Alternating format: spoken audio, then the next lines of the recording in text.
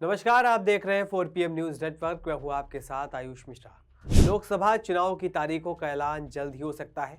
ऐसे में इसको लेकर देश में सियासी हलचल तेज हो चली है और सियासी बिसात भी बिछाई जाने लगी है। इसी क्रम में भाजपा ने शनिवार को लोकसभा चुनाव को लेकर उम्मीदवारों की पहली लिस्ट जारी कर दी। इस लिस्ट में 195 उम्मीदवार के नाम घोषित किए गए, जिसमें उत्तर प्रदेश से 51 उम्मीदवारों को टिकट दिया गया है। वहीं भाजपा की ओर से केवल 4 नए चेहरों को मौका दिया गया, जबकि बाकी के उम्मीदवारों को रिपीट किया गया है। इसमें प्रधानमंत्री नरेंद्र मोदी को वाराणसी की सीट से तीसरी बार उम्मीदवार बनाया गया है। इसके अलावा राजनाथ सिंह को लखनऊ से टिकट दिया गया है। वहीं मथुरा से हेमा मालिनी को, अमेठी से स्मृति ईरानी को टिकट दिया गया, जबकि लखीमपुर खीरी से फिर से अजय मिश्रा टेनी को भाजपा ने प्रत्याशी बनाया। लेकिन भाजपा अपनी पहली ही लिस्ट को लेकर घिरती हुई नजर आ रही है।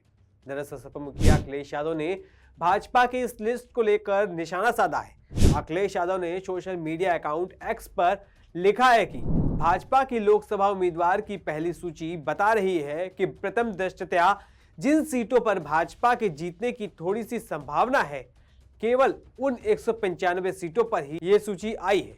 इसका मतलब साफ है कि बाकी पर भाजपा साफ है।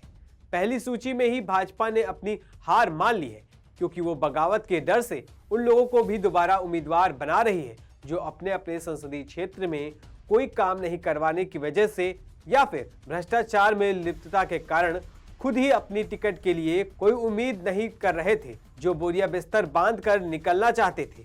उन्हें दोबारा दबाव बनाकर लड़ाने के लिए कहा जा रहा है। यह अनमाने लोग क्या विपक्ष का सामना करेंगे? भाजपा के कार्यकर्ताओं के बीच भी इस सूची के आने से गहरी हताशा है, क्योंकि वो जनता के बीच अपने अधिकांश सांसदों के खिलाफ चल रही हवा से वाकिफ है।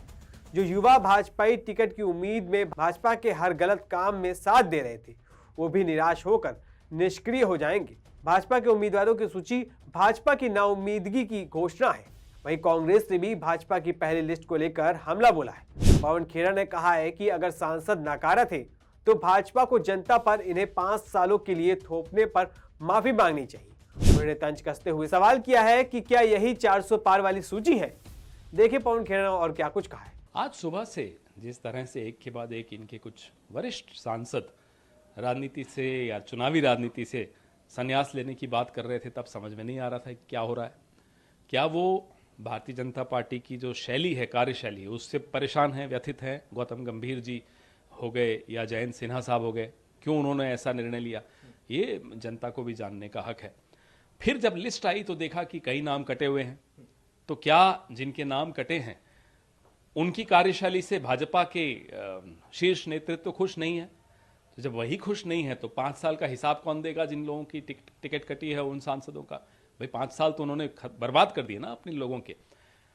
हर बार तो मोदी जी अपने नाम पे वोट लेने आ जाते हैं, लेकिन जब आप अपने सिटिंग एमपीज को बदलते हो तो उसका भी आपको हिसाब किताब देना चाहिए कि आखिर क्यों आपने ये निर्णय लिया।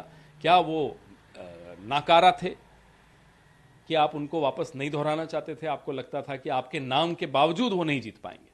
तो नरेंद्र मोदी के नाम का जो तथाकथित जादू है, शायद वो इन सीटों पर नहीं चल रहा। साहिब परवेश सिंह वर्मा जी की सीट पर, या रमेश भिधोड़ी जी की सीट पर, या मीनाक्षी लेखी जी की सीट पर। वहीं आप देखिए कि जिस व्यक्ति के बेटे ने किसानों को रौंदा, टेनी मिश्रा, उसकी टिकट आपने फिर दोहरा दी। तो आपके क्या मापदंड हैं? आप किस आधार पर टिकट देते हो या नहीं देते? तो ये सब भी जनता को जानने का हक है। सर, हमेशा बीजेपी इस बात पर चैलेंज करती आई है कि राहुल गांधी एक बार चुनाव लड़े। अमेठी में एक बार फिर स्मृति ईरानी का नाम सामने आ गया है। जाहिर सी बात है सर, बीजेपी खुलकर कहेगी कि राहुल गांधी अमेठी से आके चुनाव लड़े। आपको लगता है कि दोबारा स्मृति ईरानी? हम भी खुलकर कहते हैं नरेंद्र मोदी वायनाड से चुनाव लड़े। बताइए ये क्या मतलब है? अरे हमारी पार्टी निर्णय लेगी कि कौन नेता कहां से चुनाव लड़ेगा, वो तय करेंगे भारतीय जनता पार्टी वाले कि हमारे नेता कहां से चुनाव लड़े। हम चुनौती देते हैं नरेंद्र मोदी जी को, आइए चलिए तेलंगाना में कहीं चुनाव लड़िए, आइए चलिए कर्नाटक में जहां हम कहते हैं वहां चुनाव लड़िए।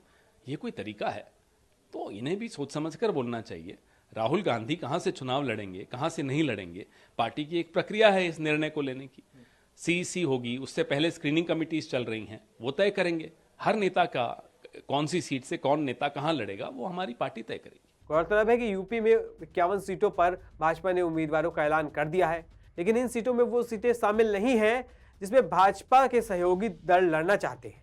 भाजपा ने 80 में से 29 सीटों पर अभी उम्मीदवार तय नहीं किए, जिसमें आरएलडी, सुभाषपा और अपना दल एस को गठबंधन में मिलने वाली सीटों को लेकर पेच फंसता हुआ नजर आ रहा है। वहीं भाजपा समाजवादी पार्टी का गढ़ माने जाने वाले मैनपुरी, फिरोजाबाद, मुरादाबाद में प्रत्याशी घोषित नहीं कर पाई है।